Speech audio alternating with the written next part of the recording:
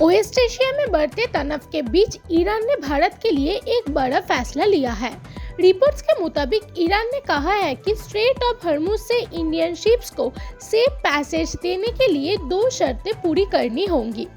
पहली शर्त यह है कि भारत उन 3 ईरानियन लिंक टैंकर शिप्स को रिलीज करे जो पहले सीज किया गए थे। ईरान ने सीधा इस बात को सेफ पैसेज से जोड़ दिया है। दूसरी शर्त के तौर पर ईरान ने भारत से मेडिसिन और मेडिकल इक्विपमेंट्स की सप्लाई की मांग की है। इससे एक तरह का ह्यूमैनिटेरियन एंगल भी जोड़ा जा रहा है।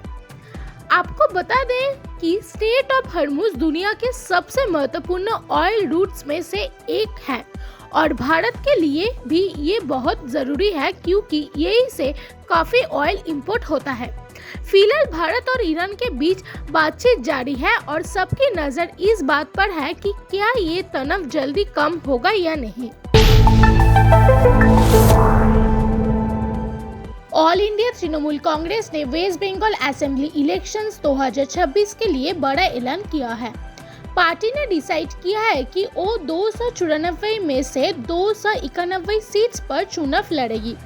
चीफ मिनिस्टर ममता बनर्जी ने कैंडिडेट्स लिस्ट जारी करते हुए कहा कि पार्टी पूरी तैयारी के साथ मैदान में उतर रही है। बाकी 3 सीट दार्जिलिंग के पहाड़ी इलाके में अपने एलियंस पार्टनर के लिए छोड़ दी गई है। ममता बनर्जी ने अपनी जीत को लेकर भी पूरा विश्वास जताया है। उन्होंने कहा कि टीएमसी 226 से ज्यादा सीट से जीतकर फिर से सरकार बनाएगी। उनके मुताबिक पार्टी के जनता के साथ मजबूत कनेक्शन ही उनकी सबसे बड़ी ताकत है। इस बीच राज्य में चुनावी माहौल गर्म हो चुका है और भारतीय जनता पार्टी यानी बीजेपी से कड़ी टक्कर देखने को मिल सकती है। जैसे जैसे वोटिंग डेट्स करीब आ रही है, कैंपेनिंग और भी तेज हो रही है। ये चुनाव राज्य की राजनीति के लिए काफी महत्वपूर्ण माना जा रहा है। केंद्र सरकार ने एविएशन सेक्टर को लेकर एक बड़ा फैसला लिया है।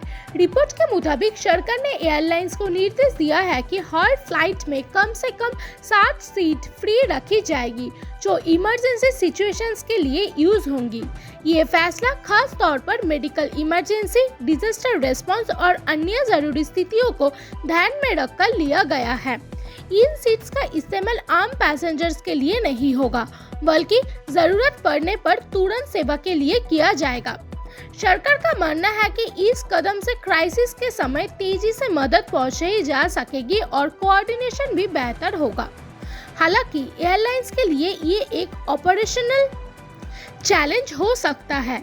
फिलहाल इस पॉलिसी को लेकर और गाइडलाइन जल्दी ही जारी की जा सकती है।